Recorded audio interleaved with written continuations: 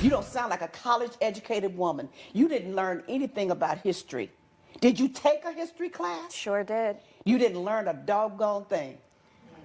Because if you don't understand why your mother was working where she was working and doing the kind of work that she did and did not get a college education, it's because you don't understand your history and what went on in America during her age, a woman in the 60s or 60 and over. And you have the audacity to turn down your nose at her for doing what she could to keep your little behind alive and well. I just don't live my life as a black person, so. What you live your life as? I live my life as a person of privilege. You live your life as a lie. To those That's of why, white people. because you said the man that you went to live with, his family was privileged, not you. Well, that's the life So that you I live in a created lie. for myself. Okay. That's the life that I created for myself, and she ruined it. So how did she ruined ruin that, it? and she ruined my relationship with everybody. How did she ruin your life? And how did we get to this $600 claim? Because, Your Honor, once I got enough money to get away from her, I moved away. I didn't give her my number. I didn't give her my address. I told her if I wanted to get in contact with her that I'd reach out to her. But no, she is stalking me. She showed up one day to a grocery store in my neighborhood, stalking me down in the aisles, trying to talk to me in front of all these white people. Oh my God, what a terrible thing. Well, and then the following week, she shows up to my job, causing a ruckus. And when she did that, she's just at the door saying, "Oh, there's my daughter. I need something to say to my daughter, blah, blah, blah." And what was your job? I'm a dancer. What kind of dancer? A burlesque dancer. Burlesque dancer. Yes. College educated, that's the best you can do? Yes, I'm still in grad school. Oh, what you in grad school for? Law. Okay. Law? Who are you going to represent? Myself. Yeah, you're right. Just you. Because not too many people would hire you with your state of ignorance. So your mother is outside asking for you, not asking, but telling people that's my daughter and I want to see her. Right, and she sent that to my boss. And? And now he's asking me if that's my mom. And so, of course, I had to say no, because they can't have people like her in there. What? You mean black people, you're dancing at a burlesque club somewhere in Alabama that's still racist? Listen. And black people aren't allowed? Within the context of my education, if you could call it that, I would prefer to call it the course of my indoctrination, my training, which started in Ethiopia, East Africa, and continued in Brazil, Cuba, Puerto Rico, the United States Virgin Islands, England, and Spain. Been around a few places. And in all of these places that I've been, I never once received an education in the history of African people. Yet I thought that I've educated myself down through those period of time. And it is because of that self-education in those things which meant most to me as an African person that I decided at no time would I stand still in these halls of indoctrination and not rebel with the necessary documentation of the lies that are being taught in these halls.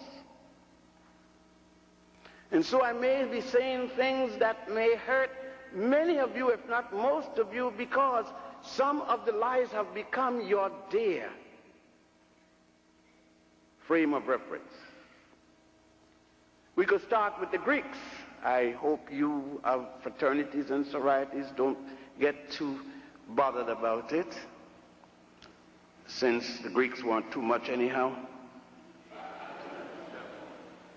But we can start with that, because there is where our institutions of learning has decided to start civilization. Yet the Greeks are only here from at least 1,000 before the Common Era, or before the Christian era, as you would prefer to say. Let us just, for example, cite one. And that particular person would be Hippocrates. And I'm sure that you heard of Hippocrates. And when you consider that Hippocrates wasn't born until 333 BC, or before the Common Era, yet in your education you were told that Hippocrates is the father of medicine. That's a lie. There's no way that I can say about it other than it's a lie. A lie is a lie, whether it's in the university or in the church.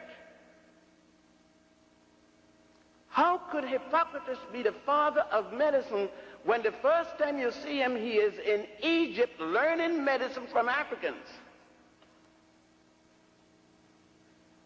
There are numerous papyri, medical papyri on medicine. The nearest to Hippocrates is at least 1,300 years before he was born. For example, we have what is known as the Hettus papyrus, the Ebers papyrus, and now the so-called Rockefeller papyrus, the Edwin C. Smith papyrus. All of these papyri go back to as early as 3100 BC. The man who Hippocrates took an oath that he would practice medicine according to this man, this African, whom the Greeks call Aesculapius, in the Hippocratic Oath, a man by the name of Imhotep, died.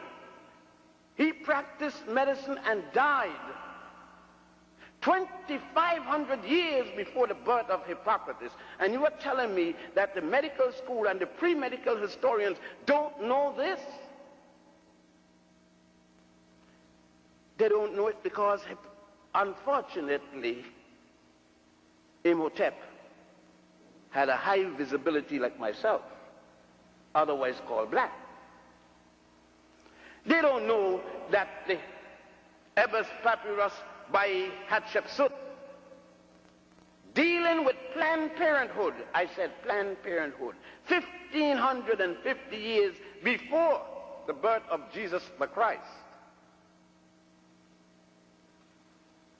is out there, when every medical journal in 1961 published copies of the Ebers papyrus. And we could go on with the papyri with respect to all kinds of diseases that the Africans had produced, both in Egypt and Ethiopia and Sudan, and a place then called Puanit, now called Somalia. I believe, and I'm sure you two gentlemen agree with me too, that Dr. Ben is one of our greatest historians / scholars / speakers / Africans that have ever been produced, and especially that has given us the information that he's given us and shown us the greatness of our ancestors. You saw the video, you saw the clip that I showed that was playing before Dr. Ben. So, of course, that lady does not represent all of us, but she represents too many of us. And whether these people want to be white or not, it's the Negro mindset. She represents too many of us. Dr. Ben's information, in my opinion, is important and it is relevant. It is needed, and it should be in schools. It should be in institutions, homeschools, all those things. They should be teaching Dr. Ben.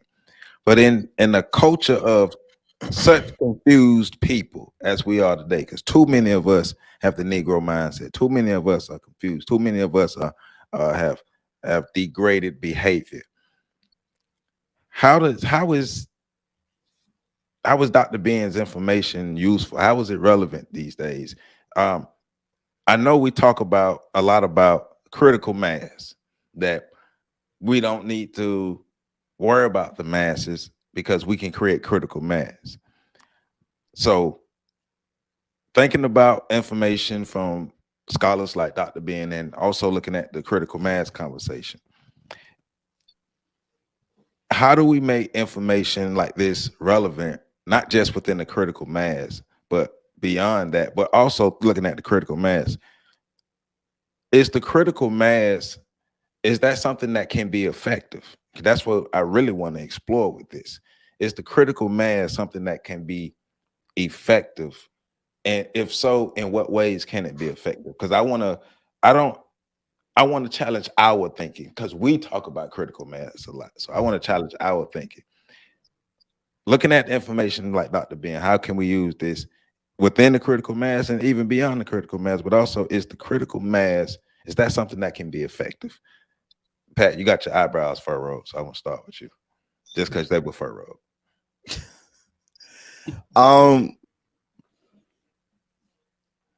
There's a lot here. To your specific question, I do think the critical mass point is valid. Like, and I think if we can achieve a critical mass is effective. It still works. We know that it works. We see it working all over the place. When we look at pop culture and things like that, whenever somebody reaches critical mass, there's an explosion of activity. We frequently see it as when like an artist blows up, and we talk about, oh man, they blew up after that. They reached a critical mass. The challenge we have is, as time progresses, I think the number required to reach that critical mass keeps getting bigger and bigger. And that's the difficult part. Like, so, 200-300 years ago, you could probably hit a critical mass by reaching a couple hundred to 1,000 people. Nowadays, because of the advent of social media and everything else, you probably need to reach something close to 1 million people or more to hit a critical mass. And I'm not saying that those people need to be following you, but I'm saying that probably at least 1 million people need to at least have made contact with some aspect of you, be it an idea, a thought, a theory, music, some sort of create something that's associated with you.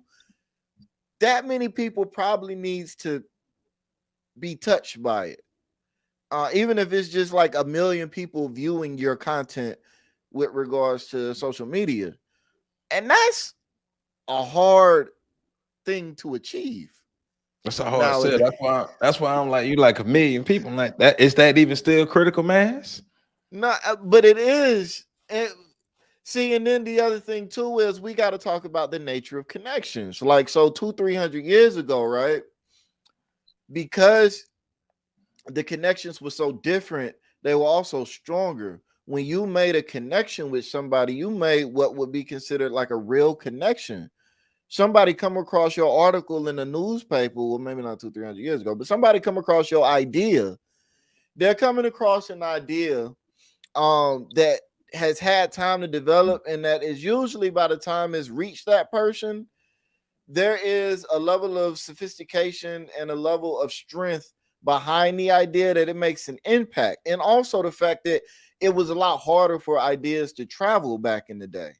Nowadays, again, because of the advent of social media, we're coming across millions and millions and millions of ideas in a year. You're talking about thousands of ideas a day, some people. Yeah. So because of the increased frequency of the amount of connections, the sophistication that has come about creating these fairly weak connections, you need so many more to make an impact. My kids nowadays could talk to me about 4 or 5 different brand new artists that they heard music from today, and it means nothing. Yeah, Lil Young. When we were growing up, if you heard about a new artist, you didn't hear about it that often. It's a couple years, months.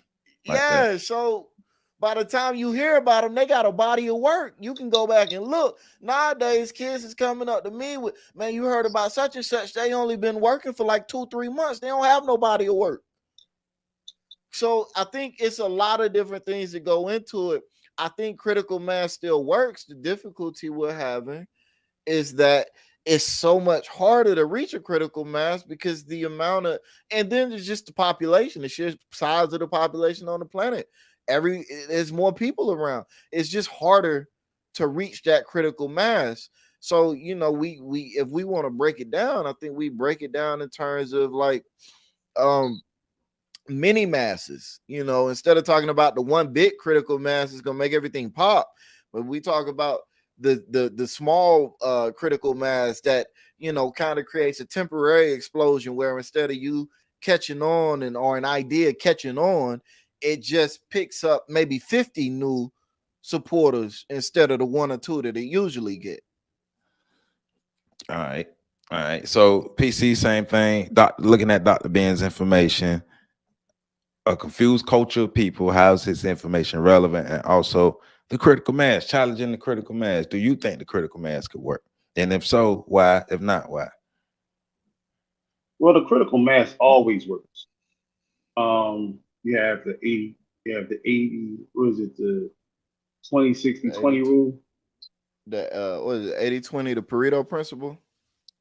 Yeah, you got that, and then, you know, an adaptation to that is the 20-60-20, where is you have people who are the elites, you have people who are the dregs of society, and whoever is more effective will get the other 60%, will get the middle, because the middle is basically full of followers. So we can go to the 80-20. The bottom line is, you brought up something, Patrick, that was interesting, because you talked about how there were in the past, you know, you needed fewer people, but also, you know, we're just talking about population density now. There was a time where you had a lot less distractions in the world. So now you got the 24-hour news cycle. You have people who are inundated with being bombarded with information, misinformation, things that turn you in all different directions. You don't have to prove anything anymore. And so people basically now just trying to make their own rules in society. So can it work? Yeah. What does those numbers look like? I would think you would need somewhere around 3% of your population. Same percentage. So I think the numbers are bigger because there's more people in the world. But I think the population that you need, the people who are the leaders, the people who are willing to put it on the line, I still think you need the similar percentage. The American Revolution was fought with about 3% of the population. The Haitian Revolution, I believe, it was fought with like 5-10% population. So you don't need a great deal of people or a great majority. You just need some really influential, courageous people that are willing to lay it on the line. But you have to also create those the energy around those revolutions. For the Haitian Revolution, it took about 12, 13 years before they actually got it up and moving. It started in the plantations. It started on the hill with Boatman's Prayer. This is way before the actual fighting took place. The planning and preparation, weeding out those who were going to be with you and those who were against you. Same thing with the American Revolution. They wrote, I believe Thomas Paine wrote Common Sense. I might be getting the names wrong, but Common Sense document, you know, newsletters were being passed around in different taverns, and in every tavern and every colonial holding post, you had people gathering and talking about this, and you were stirring up the energy for this. So it's definitely possible. Our biggest problem is our enemy. We use the same means of communication that's controlled by our enemies. I mean, even this one. on YouTube. If we say the wrong things, they'll shut your channel down. When I say the wrong things, what goes up against their, power structure, they'll shut the channel down just to stop the information from flowing to the people who need to hear it. There's mechanisms in place right now, checks and balance in place right now that are perpetuated to put people in perpetual fear. Perpetual fear of losing their jobs, perpetual fear of being able to feed their families. They've gotten Black people to buy into the comforts of being in the first world country while still suffering from egregiouses that don't occur in third world countries. But we've gotten comfortable with being this oppressed. We've gotten comfortable with the pressure of the foot that's on our neck. So can it? Yes. Will it? That remains to be seen. Let's keep in mind that when we're talking about this, you're talking about people who are ex-fighters, people who want to be liberated, not rebelling against the system, but want to be liberated from the system. That's a whole different can of worms. For as many of us, and we like to talk about the successful rebellions, and we talked about a few weeks ago with the rebellions and on the plantations and all the different things that happened. It's a glorious history if we tell that piece, but that was a very small fraction of the members of Black people who were enslaved on those plantations. And a lot of those people who were too afraid to fight, they're now ancestors to somebody, as we call them, clancestors, because they're defeated souls. So they would rather fight us than fight their open enemy because it's a safer battle, it's a safer fight, with fewer and smaller consequences for when you do harm to one another, you do harm to each other. Going back to the first clip, that sister it was nothing to see a sister like that back in the day because the bed wenches and the mammies were plentiful on plantation, along with the house Negroes. So those are people who had children, who had great grandchildren, who now represent that same ancestral energy. We talked about building it and what it would look like, and I would liken it to maroon societies as the original patch. But then you would have to get more Black people to buy into stepping off of this plantation we're currently on. And a lot of us are extremely comfortable with the dwellings that we've been given by our Lord and Saviors, the white man and white woman. See, okay, I'm about to be devil's advocate, all right, because I'm listening to what Dr. Ben is teaching us, especially going into information on Imhotep. And I know I did my further research on Imhotep and the impact that he had not only in Egypt, but the impact that he had in Greece. So for me, that translates to we genetically we have it in us, or historically we have it in us that we are the doctors, so we can produce our own medical systems. We can do for self because we do have Black people who are genius enough and skilled enough in the medical field. So we can do it because we got historical precedents to show that we can do it. Also, we have historical precedents that shows, because I do agree that critical mass does work. And we got historical precedents that shows that his critical mass does work. Do we have the people today, though, the Black people who are alive today? Do we have the people to become the critical mass today? Do we have it in us? So those are two different questions. Because we have the people, but that second part, do we have it in us?